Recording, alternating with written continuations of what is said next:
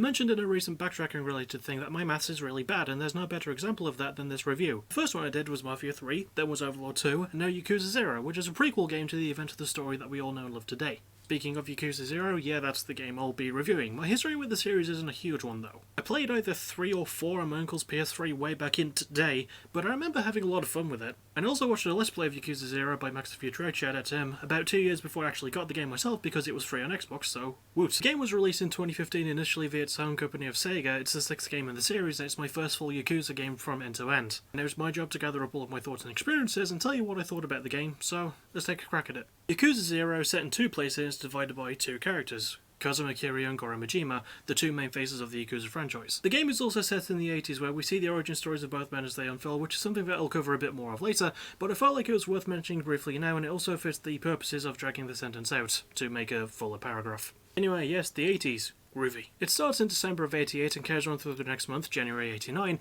and during the game story you find yourself bouncing between the 2 cities in question. Those cities would be Kamurocho playing as Kiryu and Sotenbori playing as Majima, and a lot of work went into both cities to make them feel unique and distinct from each other. And now for the more trivial parts, let's talk graphics. I think it's maybe because it's a more modern game, but it looks really great in terms of its presentation. The character models are all easy to determine, and I'll be down if some of the music ain't good too. There's a lot of good songs to pick from, but the main theme just absolutely fucking rips it from me, and I probably would call it one of my favourite video game songs.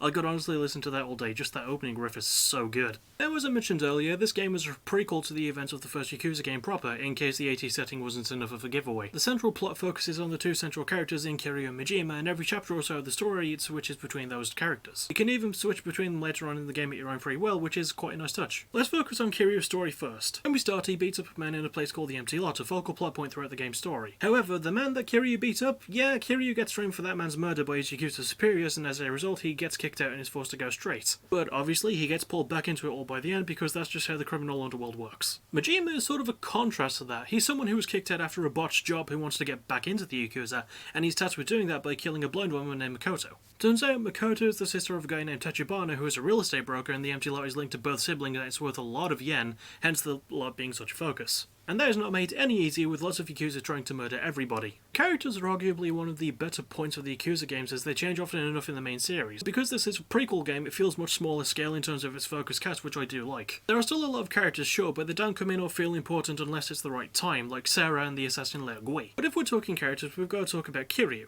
His character arc is an interesting one as he starts by being a low-level Yakuza who's good at punching people in the face, going to a more independent real estate agent who is good at punching people in the face. Still, he's a fantastically layered character, showing a maturity, kindness and wisdom beyond his years, and he was only 20 at the time of this game's story. Majima's character arc is also interesting, arguably even more so. Considering that he starts by not killing a blind girl that he was told to kill, it shows the kind of person that he is already. He's likeable and he has a lot of personality, and seeing him go from being under Sagawa's thumb to being his own man by the end of it and living as crazy as he sees fit is a very satisfying end to his story, or beginning to his story in this case. The characters are great, the story is great, so surely the gameplay must be moot-taint in comparison, right? Wrong. The gameplay is just fucking great, as you would expect from the series, and both characters have their own unique fighting styles depending on which you're playing as. I like how the fighting styles complement the characters perfectly in terms of their personality. Kiryu's styles are a lot simpler, with the Brawler style, B style and Rush style. Each one has their own benefits, obviously. The Brawler style is a nice and balanced one, B style is slow but the most damaging and allows you to use the environmental weapons, and the Rush style is fast but can also be the trickiest to control.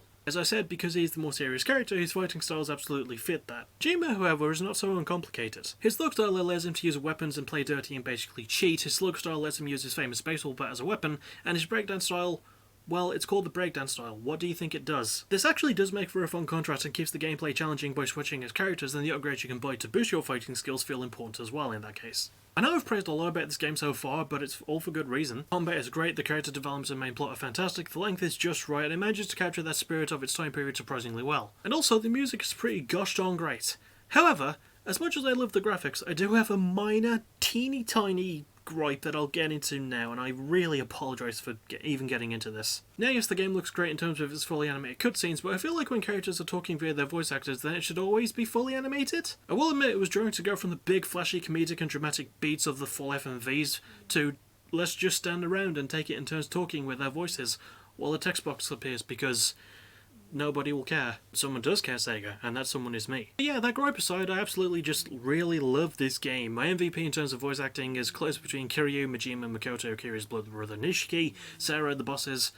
But if I had to pick one, gotta go with Majima personally, but everyone was great. Oh my god, they had such a fantastic voice cast for this one. Like, the Yakuza higher-ups, like, the main characters, everyone just sounds great. Like, they're really into their roles, and I love it.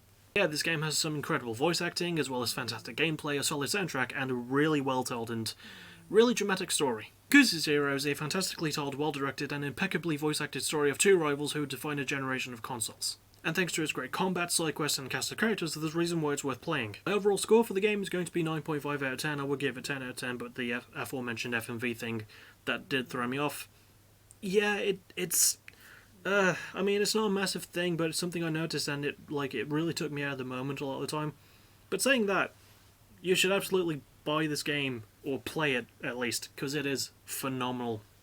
And being able to discover the backstories of these characters, and I did recently get Yakuza's Kiwami 1 and 2, so I'm going to be playing those soon. I'm really looking forward to doing those, and reviewing those, much as I enjoyed reviewing this one.